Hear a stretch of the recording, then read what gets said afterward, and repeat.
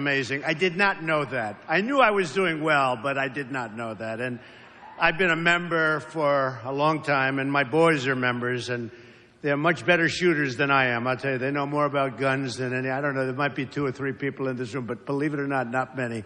So to get the endorsement, believe me, is a fantastic honor. And I just said to Wayne and I just said to Chris, I will not let you down. Remember that. I will not let you down. And, you know, I wrote a few remarks and I'm going to actually read them because we go into a little detail, but I will tell you that Hillary Clinton, and you know I call her Crooked Hillary because all you have to do is read any newspaper you want. But Hillary Clinton wants to abolish the Second Amendment. Just remember that. We're not talking about change it. She wants to abolish the Second Amendment. So we're not going to let that happen. I can tell you that right now. We're going to preserve it. We're going to cherish it. We're going to take care of it. Okay? You know, they keep chipping away. They talk about the magazines. They talk about the bullets. We're going to take care of it. You know, a couple of things before I give you some more detailed remarks. I feel really happy with what's going on. You know, the Fox poll came out 3 days ago, and in the Fox poll, I'm leading Hillary 41-44. 44. And last night, Rasmussen, which is a highly respected poll, came out. Trump 42, Crooked Hillary Clinton 37. So we're doing well. Now, with all that, we have a long way to go. But if you get every one of your friends to go vote, because there's a big difference. You know, on a lot of the things, there's a difference, and some are subtle, some are big. And by the way, we're in Kentucky. We're going to put the miners back to work before I forget about that. We're going to put the miners. We just left, and I also won Kentucky, so I love Kentucky. I used to work in Cincinnati. For 2 summers, I worked in Cincinnati doing a job with my father, and I loved Cincinnati, and I'd come over the line and I'd be in Kentucky. You'd be surprised how much I know about Kentucky. But it's an amazing place. But I said when I won New York, because we won New York in a landslide, and then Pennsylvania and Maryland, and we won everything. We were winning everything. We won Connecticut, Delaware, Rhode Island. And then we went to West Virginia, and boy, did I win. Did we do well in West Virginia. Wow. But all landslides. We won in all of the states I mentioned and more. Every single county in every single state. That's called a victory. And we won by massive percentages in the 60s and some in the 70s. And then, of course, we went to Indiana. As you know, that was going to be the firewall for the other side. And it turned out to be a massive victory for us again. It didn't hurt that Bobby Knight came out and said, I want Trump to win. That didn't hurt. If you're in Indiana and Bobby Knight endorses you, I guess that's about as good as it gets. So I just want to say that I've been watching what's going on, and I've been looking at airplanes getting blown up in the air and lots of bad things happening. It's just not the same. And we're going to bring it back, and we're going to bring it back to a real place where we don't have to be so frightened, where we don't have to be so afraid. And you know what's happening in the schools, and you know what's happening everywhere. We're going to bring it back, and you folks are going to be so happy, and you're going to be so proud of your country again. Just remember.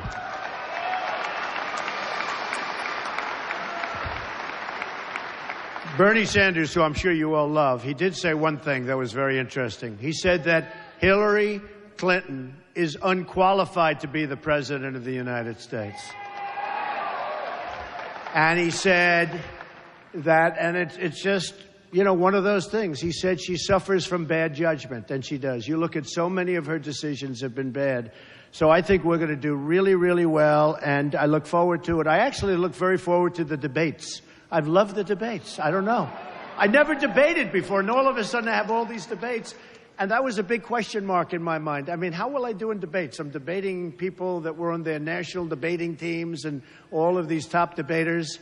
But they never had people interrupting them every other word they'd say. You're a liar. You're a liar. And they're trying to speak and they can't speak. You would have done the same. I know a lot of the audience. You would have done the same.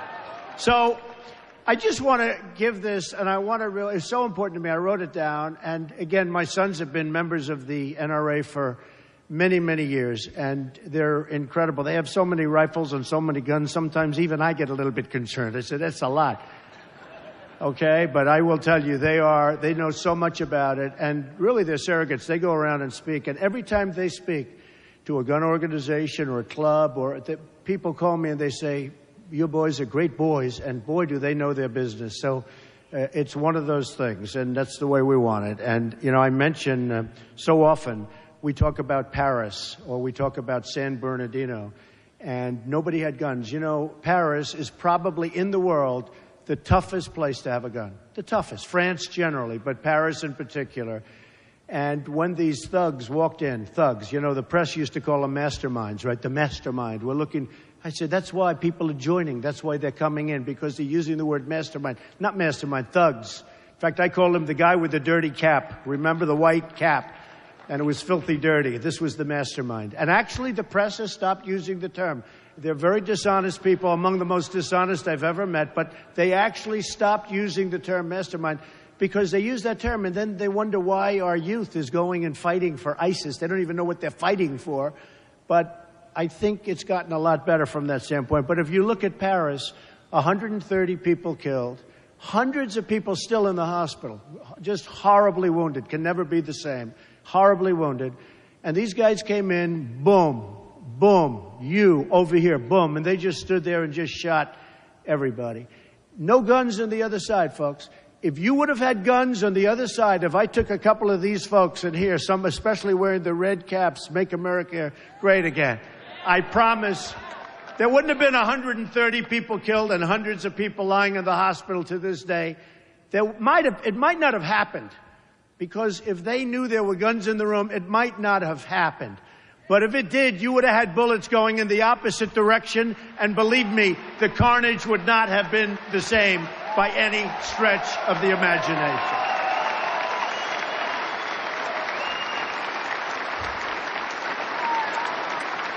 And I tell the same story on San Bernardino. Here's two people. I guess she radicalized him. Who knows? Who knows? It's a mess. We're in a mess, folks, a mess. Radical Islamic terrorism. We have a president, doesn't mention the words, doesn't want to talk about it. And if you don't want to talk about it, you're never going to solve a very big problem. And we're talking a worldwide problem. We're not talking here. We're not talking Kentucky. We're talking all over the world. This is a problem. And we have a president doesn't want to mention the name. You have San Bernardino, 14 people. They worked with these two. They worked with them. They gave them a baby shower. They had a baby. The people they worked with gave them a baby shower. They walked in, no guns on the other side. They had the guns, and they killed 14 people, many wounded, many in the hospital to this day. But they wounded many. But they killed 14 of their coworkers. And the coworkers thought they were friends. So there's something going on. Now, I tell you again, same story. If we had guns on the other side, it wouldn't have been that way. I would have, boom. If we had guns on the other side, it wouldn't have been that way. And then you have the gun-free zones. The gun-free zones, that's real. We had a case, you know, about a year and a half ago was the first I really heard of this. And where you had the 5 military people, great people. One was a master marksman, a master with anything he touched having to do with guns, weapons, anything he touched. And they were told, this is on a military base, folks, on a military base. They were told, put your guns away, got to put your guns. These are, you know, soldiers. These are people that are representing us.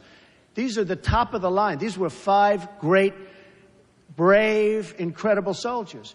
Put your guns away. So their guns are locked up, put in a different area of the place. And this whack job walks in and starts shooting them, killed all 5 of them.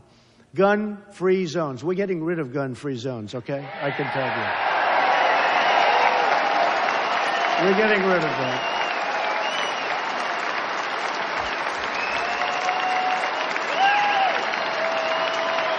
Thank you. Thank you. That wasn't part of my speech. I must be honest with you. I don't know.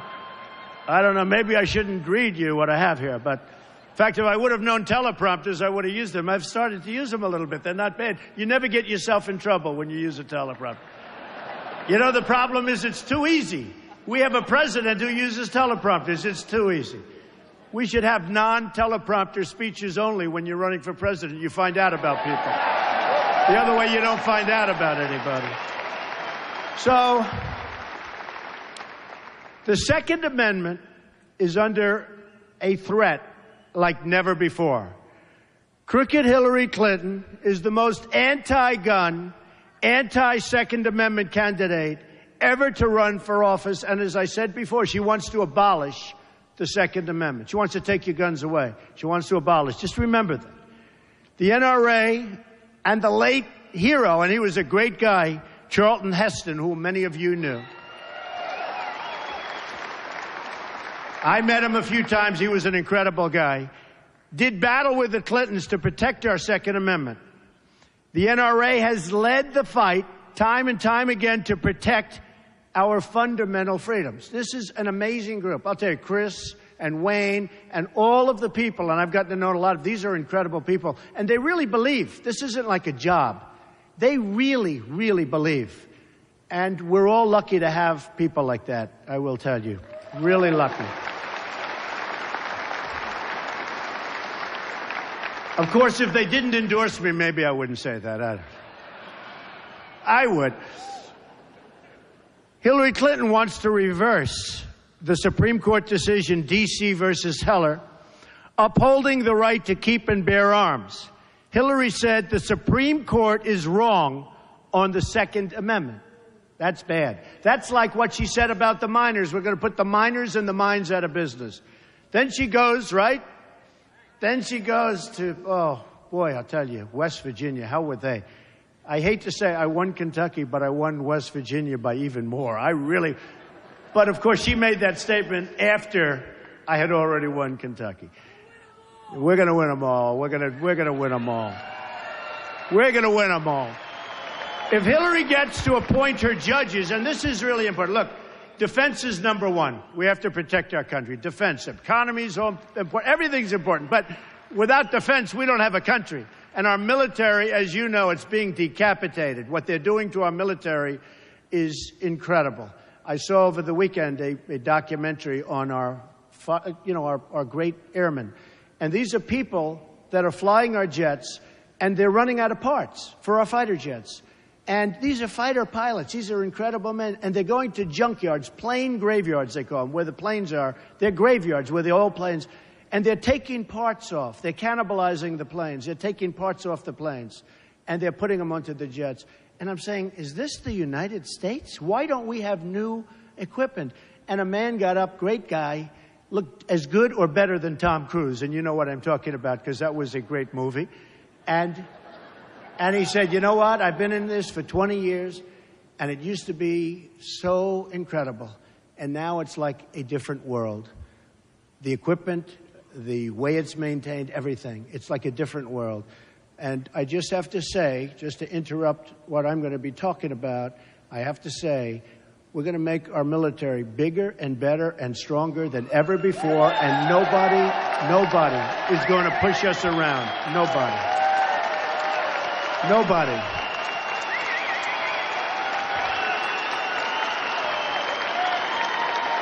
Thank you. And by the way, as part of that, we are going to take care of our great veterans, and I have to tell you, the proper way. All right, thank you, everybody. Thank you. If Hillary gets to appoint her judges, you know, one of the biggest and most important reasons to win this time, it's very unusual. Sometimes you get no judges to appoint. Sometimes you go for years and there's no judges. Probably there'll be a minimum. You have Scalia, who was one of the greats. Well, his position's up. Great. He was great. But you have Scalia, so you have one before you even start, assuming, and I'm sure that Mitch and the guys are going to be able to hold out. I have no doubt about it, because we don't want anybody taking that slot. But you have Scalia, and you'll probably have 3. It could be 4. And it could even be 5 judges. So I think in terms of president, and we're talking about a 4-year period. And of course, we intend to be there for 8 years. But we'll make it so good in 4, you'll probably say you don't need to do it any longer, Mr. President. But I can't stress in any stronger fashion, whoever the next president is going to appoint from 3 to 5 judges. And if it's Hillary or whoever, assuming she's allowed to run, because you know what? What she did with her emails is so criminal, is so dishonest, is so shocking that she shouldn't be allowed to run, but it looks like they're going to let her run. And that's okay with me, because really, I do want to run against her. I have to be honest with you. So if she gets to appoint her judges, she will, as part of it, abolish the Second Amendment. And I have to say, that would be, in my opinion, that's what she's going to go for. And it's a little like she did with the coal miners. She said about, she's going to put the coal miners, she's going to put the mines out of business. Then she went to West Virginia and she said, I tried to retract. She tried to retract. It didn't work out too well for her. She got really beaten badly. Hillary wants to disarm vulnerable Americans in high crime neighborhoods. Whether it's a young single mom in Florida or a grandmother in Ohio, Hillary wants them to be defenseless, wants to take away any chance they have of survival. And by the way, you have men and you have women sitting in an apartment, and outside is tremendous crime of all kinds, and they need to be protected. And you know the only way they're going to be able to protect themselves. And if you take that gun away from them, it's going to be a very unfair situation. And that's why we're going to call her Heartless Hillary. We can do without that. I like crooked Hillary better. I put forth, and you probably saw it a few days ago, I put forth a list of judges who will protect and defend all of our freedoms, including the Second Amendment.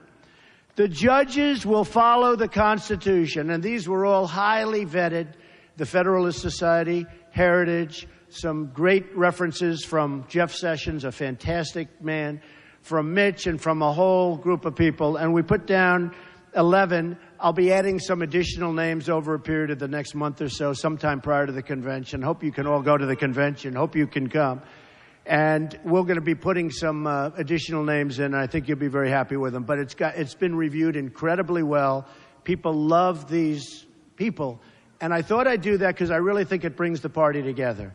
It really is going to, the effect it's had is incredible. Because they weren't sure, will Trump appoint this one, that one? How will the judges be? Such an important thing. So I put together the list with some incredibly important organizations and highly respected, and everybody's really happy. You've seen we've gotten A+ reviews on that. Now, I'd like to call for Hillary Clinton to put together a list also, okay? Let her put together a list. Because I'd like to see what that list consists of. And you will see it's day and night, okay? Day and night. And it will not be good for the people in this room. And it won't be good, by the way, for the people of our country, most importantly. So Americans use guns to defend themselves against violent crime more than 1 million times a year, okay? More than 1 million times a year. And they want to take them away. Heartless hypocrites like the Clintons want to take this and they want to get rid of guns, and yet they have bodyguards that have guns. So I think that in addition to calling for them to name judges, we'll also call them and let their bodyguards immediately disarm. Okay? No, they should immediately disarm. And let's see how good they do. Let's see how they feel walking around without their guns on their bodyguards. In the meantime, nobody else can have the guns, right? President Obama tried to take the guns from law-abiding Americans, but has reduced prosecutions of violent criminals who use guns. President Obama is even releasing violent criminals from the jails, including drug dealers and those with gun crimes. And they're being let go by the thousands, Many of these are also, I'm sure you're not going to be surprised to hear this, illegal immigrants. President Obama pushed for changes to sentencing laws that release thousands of dangerous drug trafficking felons and gang members who prey on civilians. And I want to tell you, I've really learned a lot about the border. In fact, 2 weeks ago, you probably saw 16,500 Border Patrol agents endorse Donald Trump. And we've gotten great endorsements. To have the endorsement from NRA today and to have the endorsement from the Border Patrol agents. And I was talking to them. These are incredible people that want to do their job. That's why they're endorsing me. They could just sort of, they're told to stand back. Don't do it. They want to do their job. These are incredible people. It's the first time they've ever endorsed a presidential candidate, and 16,500. So I'm really honored by that. This is Hillary Clinton's agenda, too, to release the violent criminals from jail. She wants them all released. She wants people released that you wouldn't want to walk on the street with, you wouldn't want to look at. And, whether it's Kate in San Francisco, you see what happened there, or Jamil. I've become great friends with his father. Jamil was shot in the face 3 times by somebody that wasn't supposed to be here. Or, and I always say this because this was tragic, a 65-year-old veteran, a woman who was a great woman, raped, sodomized, and killed by an illegal immigrant, wasn't supposed to be here. We're going to straighten it out. And by the way, this doesn't have to do with guns per se, but maybe it has to do with a lot of other things. We're going to build a wall. It's going to be a great wall. We're going to have borders again. People are going to come into the country, but they're coming into the country legally, folks. They're coming in legally. We're going to keep our borders open, and I'll tell you, but they're going to be open when people come in legally. Now, Hillary wants to just keep them open. Anybody can come across, and that's what's been happening. And the crime is violent and a lot. And lots of other things are happening with the drugs pouring across. So she's putting the most vulnerable Americans in jeopardy, and this is a risk that we can no longer afford. We've had enough. I think we've had enough. Wouldn't you say we've had, In trying to overturn the Second Amendment, Hillary Clinton is telling everyone, and every woman living in a dangerous community, that she doesn't have the right to defend herself. So you have a woman living in a community, a rough community, a bad community, sorry, you can't defend yourself. That is so unfair, and that is so egregious. And I'll tell you what, my poll numbers with women are starting to go up. I never thought of it. This should really lift them up, right? Starting to go up. I will say, my poll numbers with men are through the roof. But I like women more than men. Come on, women, let's go. Come on. And most people know that about me. Most people know that. This is the most basic human right of all. But Hillary wants to strip it away, and strip it away from women and all others. Hillary Clinton will release violent criminals from jail, more so than even Obama. She has a more open policy than Obama, if that's possible, and put innocent Americans at risk. I'm going to put criminals behind bars and guarantee that law-abiding Americans have the right to self-defense. 100%.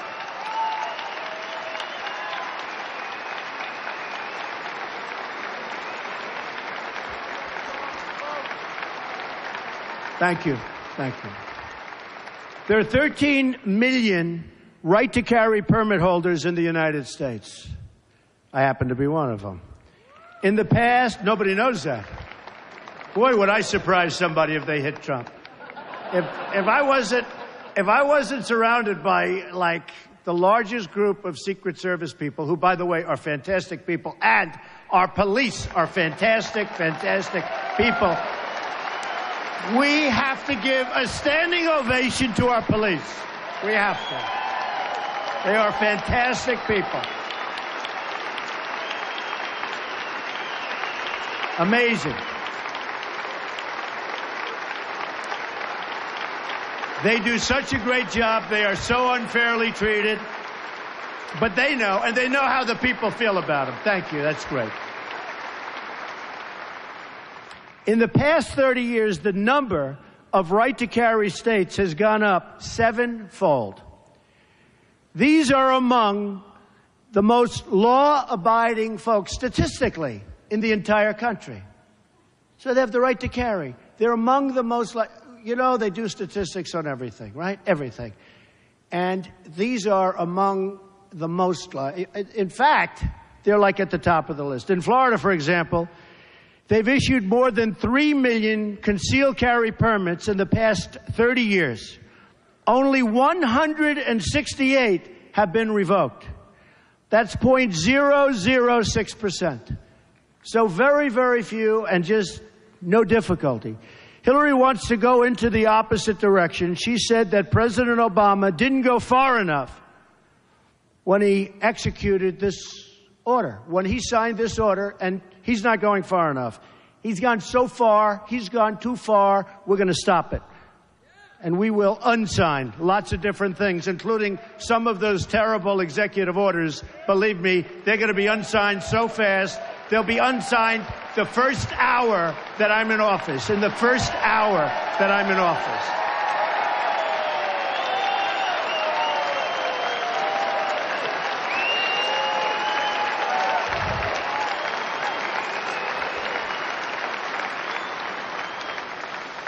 Hillary's pledged to issue new anti-gun executive orders. You know that.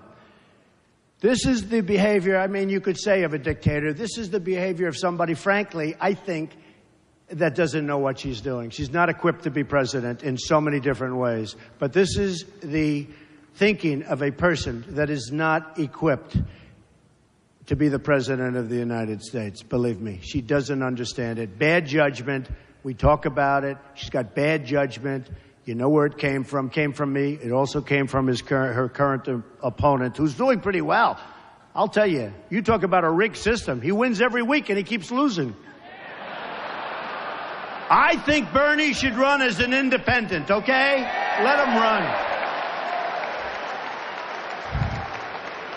I do. I would love him to run as an independent. Then it would be the three of us on stage. I love that.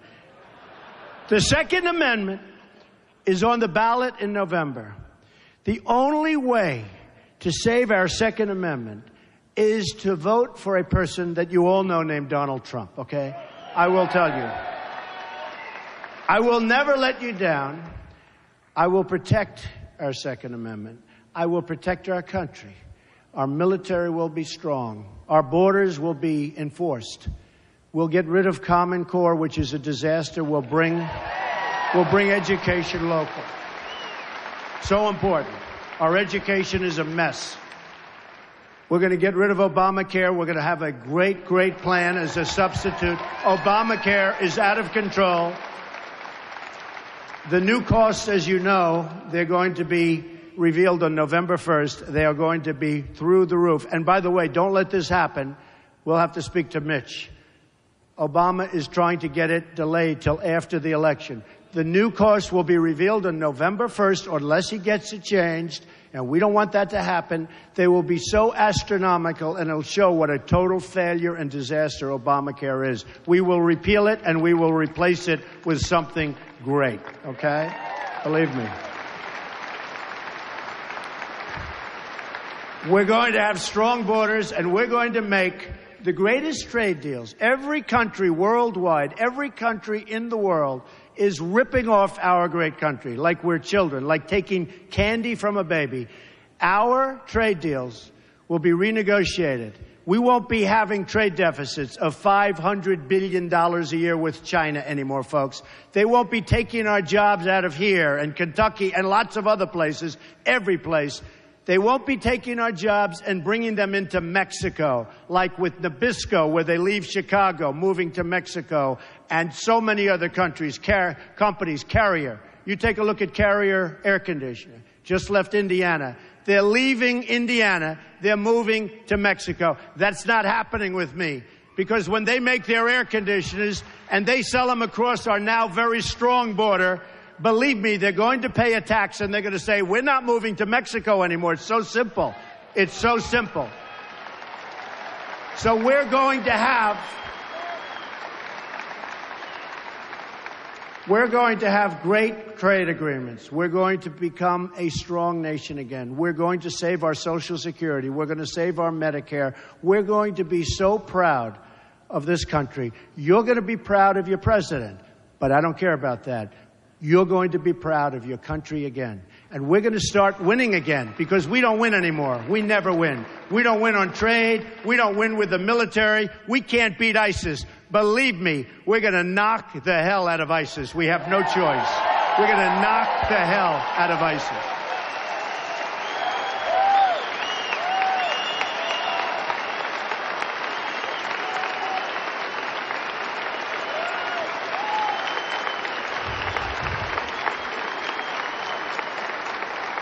So we are going to start winning again. And I have fun saying it, and I say it a lot, but there's nothing better. And some of you have heard it. But we are going to win, win, win. We're going to win with military. We're going to win at the borders. We're going to win with trade. We're going to win at everything. And some of you are friends. And you're going to call. You're going to say, Mr. President, please, we can't take it anymore. We can't win anymore like this. Mr. President, you're driving us crazy. You're winning too much. Please, Mr. President, not so much. And I'm going to say, I'm sorry. We're going to keep winning, because we are going to make America great again. Thank you. We love you. Thank you. Thank you, everybody. Thank you, Kentucky. Thank you, everybody. Thank you.